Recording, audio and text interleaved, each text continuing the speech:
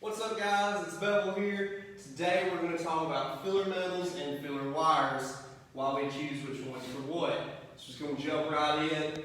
Today we're talking about TIG and MIG wires, and we got three different metals that we weld here at Drake. Now there's obviously a bunch of different types of metals you can weld with different types of wire, but we're going to focus on the ones we use. First off, we have an aluminum wire. These are the two main aluminum wires that you'll see in industry and the two that we teach here at Drake. We have 4043, which is the most popular, and 5356.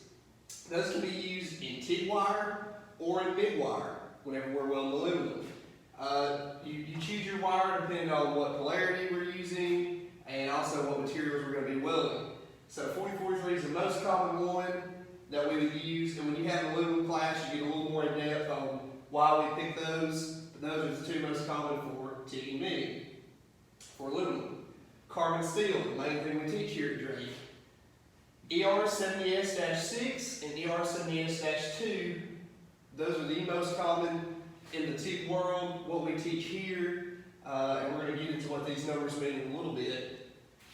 Then we have on the stainless steel side of things, we have 308, 316, and then 309 is actually stainless to carbon steel. So I actually weld some of those, and 308, 316 is probably the most popular stainless wires. So let's talk about what do these numbers mean. So first off, we have ER70S-6, probably the most common wire used in the MIG welding world and the TIG welding world. E stands for electrode, because it's going to be the electrode in our process. R stands for rod, because this can either be a cut length rod that we TIG weld with, or it can be a continuous rod fed through a MIG machine. Then we have the 70 stands for the tensile strength. The tensile strength of a 70S-6 is actually 70,000 psi. So what we do is we just multiply whatever number is here by 10,000, and that's how we know the psi. So for example, another common one is ER90S-6. That would have a 90,000 pound tensile strength, pounds per square inch. Another common one just depends on what the application is. Then we have the dash, the AS, actually stands for solid wire. So it's not like a flux wire that has a flux core to it and a steel outer shell. This wire is solid all the way through. A lot of times you hear a nickname for MIG welding actually called solid wire. So that's what our S stands for.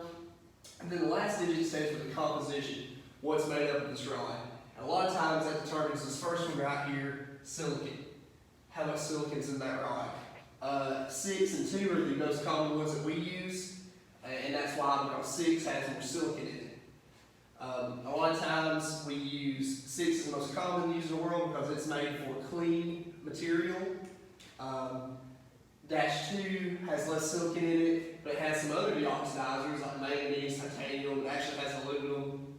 Those deoxidizers are good for material that has a lot of mil-scale or rust, different types of oxidation.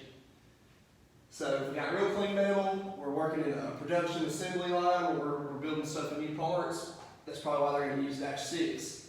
If we're on a pipeline and we're replacing an older pipe that might have some rust or something to it, we're going to try to clean it the best we can, but we might use that dash 2 to make a better quality weld. And that's all going to come down to the weld procedure on what it tells you to do. So again, we got the E stands for electrode, R stands for rod, the 70 is the tensile strength, S stands for the solid wire, and the 6 is the composition, what actually is made up, what the oxidizers are in there. Now, that's what the numbers stand for. We know which different rods we can use for which parent material, but we're going to talk about the actual size of the rods now. So the TIG, this is the diameter of how big around that rod is. Smaller, I know there's more sizes in this, but these are the most common ones we'll use here at Drake. 1/16 is on the smaller end of the scale there, probably the smallest one we'll use. 332, very common size rod. 1/8 is probably the most common. And then our pipe guys, we can get into the 532, the biggest rod. So those are increasing in size every time.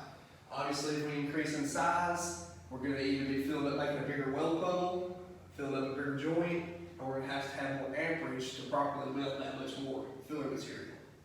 And that's the purpose of a filler rod. That's what gives this weld strength. So in the TIG process, we're heating the parent material up with the tungsten, actually adding the rod to create the weld. Same thing with the MIG process, it's a semi-automatic. The wire is actually making it hot and adding the weld at the same time. Now for the MIG wires, we have 0.023, 0.035, 0.045, and 0.052. 023 is kind of a, I would say, a hobby size wire. Really small wire you'll see on a lot of your hobby machines, your home machines that you use in your garage. 035, probably the most common size in the world. It can be used on hobby machines. We're going to use it a lot. All of our MIG wire here at Drake is 035. 045 is just a size bigger wire. Used a lot in the industry. A lot of MIG wire is made 045. Here at Drake, all of our flux core wire is 045. We just do that to keep them differentiated. Makes it a little bit easier for us to keep up with. Now we get to some more of the construction, bigger production parts where we're putting a lot of weld in. We might even move up to 052, just a bigger wire, adding more metal to the joint. And then again, there's smaller and bigger sizes of all these wires as well. Those are the most common ones we use here at Drake. So you got the idea of the different diameter, different sizes, what we use filler wire for, what the numbers mean, and the different wires that go with different current materials. And that's it for filler rods this week, guys.